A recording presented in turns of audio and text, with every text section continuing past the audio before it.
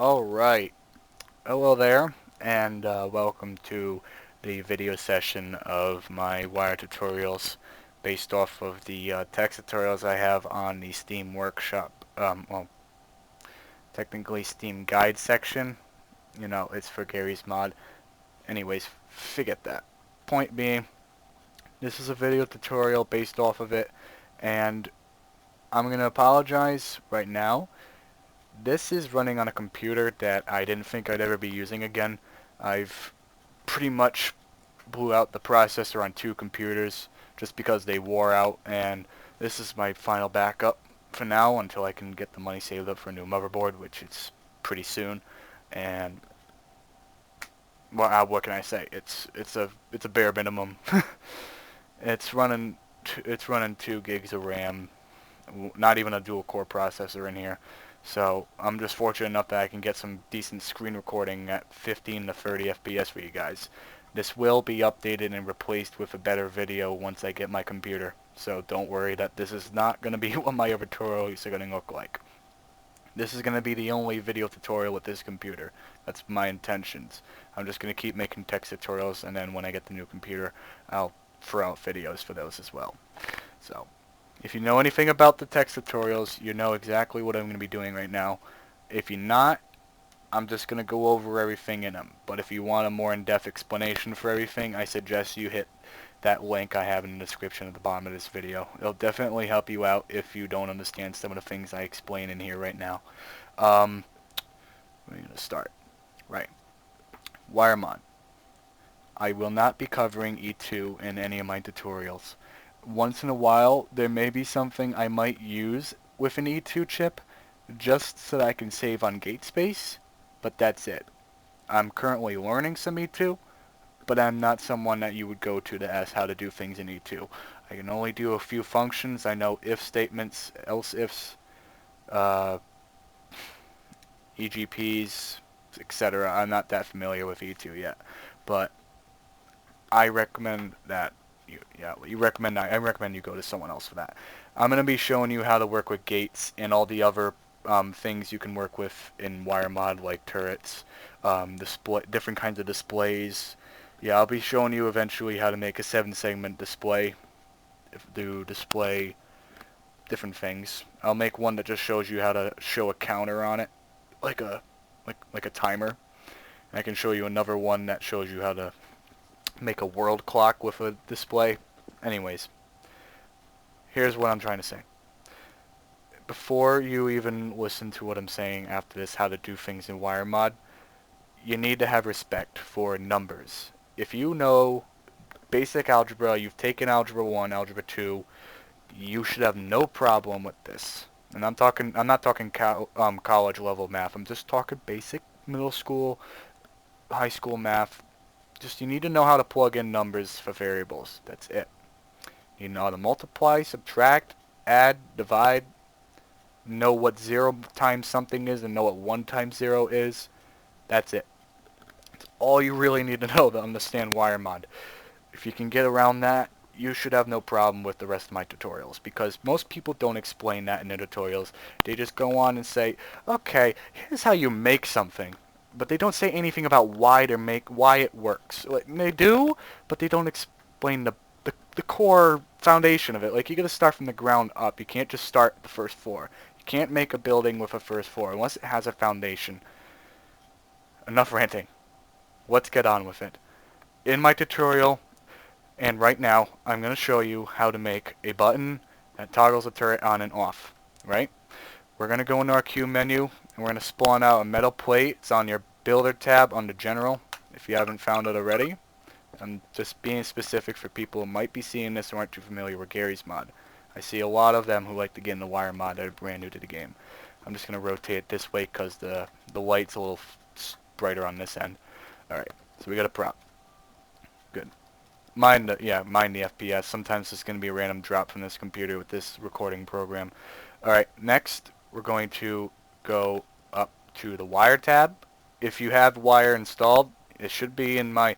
I'll put the link in the description for this video, but if you click on the Steam guide, there will be links on the top for all the mods you should need to work with my tutorials.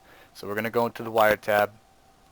and we're going to go to scroll down a little bit until we come up to this tab, Wire I/O, and we're going to see one that says button. I'm going to click on here.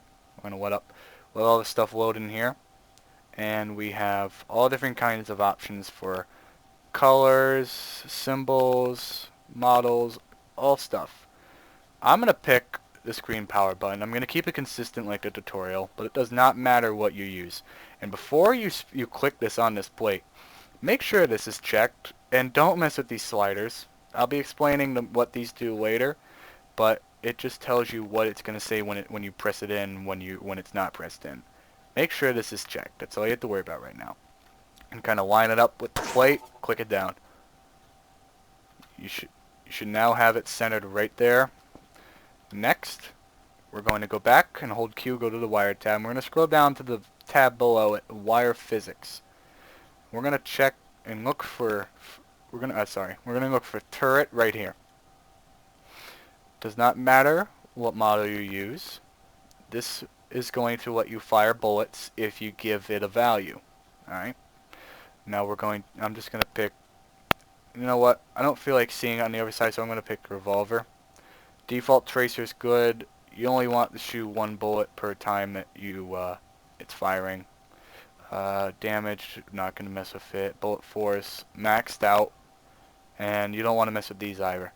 So, pistol sound, that's fine. We're going to go on the other side. I'm going to spawn this right in the center as well. Now, yeah, that's fine. We're not going for precision. We're just going to explain what inputs and outputs are. Don't mind what this is. I'm going to be using this in my tutorials. This is GB radial menu. You can also find this on the workshop. If it isn't already in my optional list of downloads and mods on the Steam page, then I'll add it if you are interested in getting this. I'm just going to go to Wire Advanced. I'll show you where it is in here if you don't use it. It's right on the tab below Wire Physics where you got the turret. Wire Advanced is the final tool you should have, and you click on that and you'll have it. Now we're gonna look at the turret. All right, you see, depending on how much resolution you have with this video, inputs fire. What an input is a value that is coming into an object from another object or something else in Wiremod. The system works on inputs and outputs. Now think of algebra with variables. You have an equation, a plus b equals c. I'm going to be really simple. It's a synthesis equation that's just combining two to make one. Think of it like that, except only two values. And we're going to think of this. And the turret works where you have a value going in that's 1 or 0. You can only have those. If it's 1, it's going to fire the turret. But if it's 0, it won't. This is why 1 and 0 is interesting and nice to know about Wiremod, is because most of these things work off 1 and 0. 1 being on and off being off. If you can remember that, you can remember how to use a lot of things in Wiremod. And not just turrets and thrusters and hoverballs. Many gates use 1 and 0 to run functions, to toggle with clocks, etc. I'll be explaining that in other tutorials. All we need to do is we need to tell this turret to fire when we press that button on the other side over here. To do that, we're going to use the Wire Advanced tool, right? We're going to click on the turret, so it says selected fire. Now we're going to come back over here, and we're going to look at the button. Now before I click, pay attention to what it says. It says outputs and out. Out short for output. Whatever the button is outputting, either a 1 or 0, because the default setting is 1 and 0. If it's pressed in, it's 1, technically on. And if we turn it off, it's going to be 0. And like I said, turrets run with 1 and 0. So we want to connect a button to it. So we're going to click, finish that up. Now it's off. See, it says equals 0. Whatever number is after the equal sign is the output. And if we click it with the use key, I have it toggled. Now it is firing, as you see. That is all you need to know about inputs and outputs for now. That a value going into something will do whatever that object is meant for. Turret simply 1 on, 0 off. 1 fire, 0 not fire. Right. We're going to leave that there for now. And we're going to move on to the second part of the tutorial like it is in the text one. And I'm going to show you how to make an elevator. Don't use this as a turret. This is ridiculous. I would never.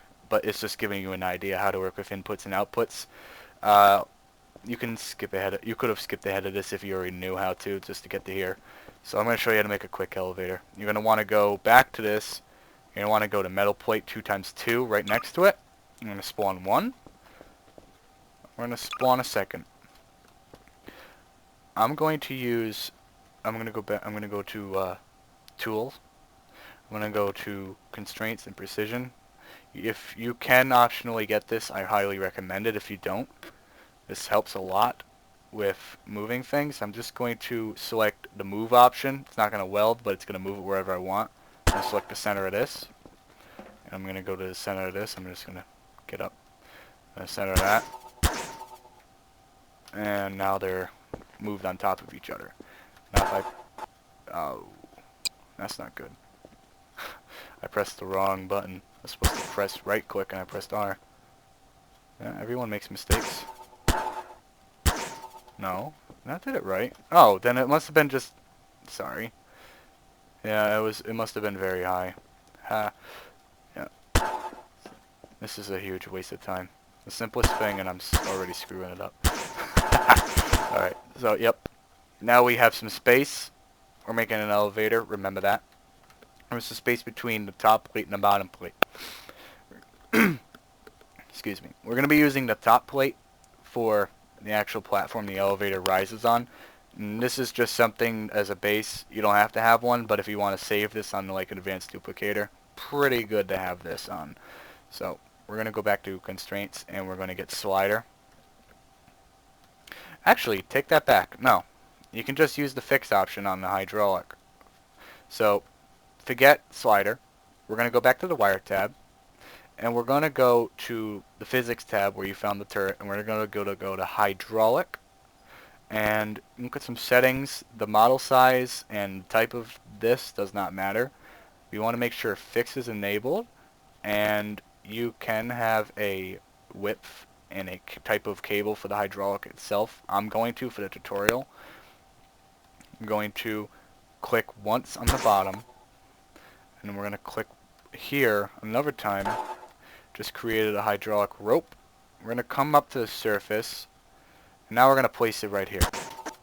What we just done is we created something we can access that hydraulic with. If you've ever used the regular hydraulic in the constraints tab, you know that you can only use a key for it. And that when that hydraulic's there, you can't really do anything else with it until you remove it and make a new one. This lets us modify it without having to undo it. So that we can just change all the values in here without having to make a new hydraulic. Now, this might seem like a bit of a jumping ahead, but all we need is one gate. This gate will allow you to not fly into the air like a catapult would fly you across the map. So, we're going to go up, up, up, and away, up to wire control. We're going to click on gates.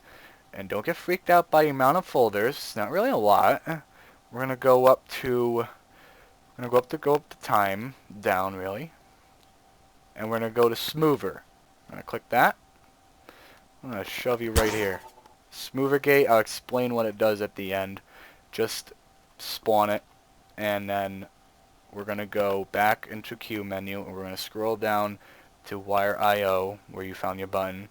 And right below it, we have a thing called constant value. We're going to click on this, and we need to type in a number here. Alright. First, we need to get an idea what we want this elevator to go to. I don't really care what my length goes to. In my tutorial, I used it on construct, but for the rest of my tutorials, I'll be doing on flat grass. I'm just going to raise this with my fizz gun up to a length I feel is nice. And we're going to take a look at our hydraulic controller. Okay, so it's 297. I'm just going to want this to go to 300. I don't feel like having it go any much more than that. So, 300 seems nice. if you're doing it on flat grass, you can do the same. Or if you're doing it on a map with different level, like buildings and stuff, raise it up to the top of a building and get that height. Or try. Well, don't make it too big. Don't do it on like big city. Don't do it from the bottom to the top of a skyscraper. Do it on a small building, a 2-story building at most. So, if the total length we want is 300, the way a smoover works is if we give it a smaller number, it'll work better. Okay, you know what? I'm going to explain smoover gate. Smoover gate takes a value, and it's a little tricky to explain, not to confuse anybody. But if you gave it 300 and you ran it, and let's say you gave the, let's show you values, alright? We're going to go to Wire Advance. I'm going to show you the values. A and rate. A is the number that the smoover has to reach. And rate is the rate at which it reaches A. If we gave the smoover gate an A of 300, and then we gave a rate of 300, it would reach A in 1 second, counting up 0 to 300 in 1 second. The value would constantly increase and accumulate all the way up to 300 until otherwise. Now, because it takes 1 second to reach whatever rate, it reaches rate per second. Okay? What if we wanted this to go slower than going up from the bottom of the map where we have the plate to our destination? If it takes 1 second, it's going to be a little violent for this height. So we're going to make it reach it in 2 seconds. And by doing that, we're going to make rate half of the total height we want. And by doing that, we are going to use constant value. So if you haven't done it already, get constant value out and erase the 0 that was already here. We're going to type in 150. 150 is half of my height. Whatever yours is, just get half of it. If your length is 250, you want a length of 175. No, you want 125 in this. You want 125 in here if your total length is 250, for example. I'm just giving off an example. Okay, so next we need a button, kind of like before. This will be a toggle button as well. Except value on this here. This is able to be changed. This doesn't have to be 1. All it's saying is when the button is pressed in, it's going to output something, whatever number you want.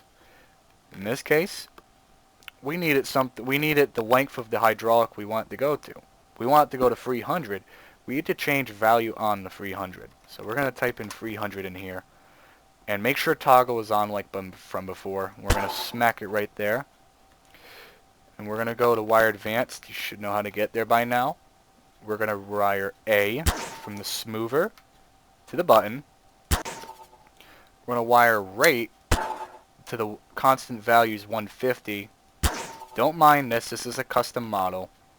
It can show you how to do that in, I don't know. I'll show you sometime. Not a lot of people know, but it's helpful making small projects. And if you look at the hydraulic controller, it runs on length. The length of the hydraulic itself. We're going to click on the length, and we're going to click on the smoother. What we just did should definitely work. So that goes all the way to the bottom. Ouch. This might be a little violent, actually. Shouldn't be for you. I stand corrected. I hope kids aren't watching. Well, anyways, you could avert this if you go back to your wire button settings and you change value off to something bigger than 0. I'm going to say 10 to be safe so that it's not pressing against the bottom plate when it shuts off. It should be safer. I could have just jinxed myself. Like that, yeah. Wow, nice. I'm terribly sorry for that. Yeah. This works. Not kidding. Very bad way to explain it. But this works. Just I don't know. I don't know what happened here. I've done this many times. Many times I've done this. I don't know why it's doing that.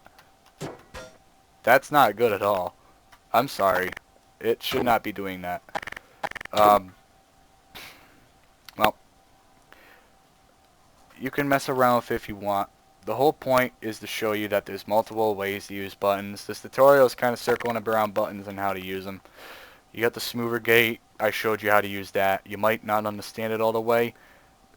Best thing you can do, experiment with Wiremod. When I first started Wiremod, it was actually 3 years ago I tried starting it, and I kind of went on a hiatus on Gary's mod, and I finally came back, and I found a server, and I started messing with Wiremod, and I eventually picked up on it because this one thing came to my head that I never really thought about, and I never kind of tried comprehending Wiremod the same way, is that Wiremod is based off of numbers and math. Once I figured that out, it opened doors, and I was able to come up with new ideas for things. So, this is the first tutorial. I'm terribly sorry if this is a low FPS for you. It's a low FPS for me. It even runs faster for me than it is right now. So, expect more videos after I get my new computer, and a new text tutorial is going to come out soon. It's going to be on doors, different ways to use them, different kinds of doors, and I'll throw in a little bonus at the end for people. So, like this video, subscribe if you want, and check out my Steam page. I guarantee you, if this doesn't help you, that will. That is as precise I can get to explaining how to use this stuff. I have pictures to go along with it from the original one. And that elevator actually worked. Didn't kill people. So, see you next time.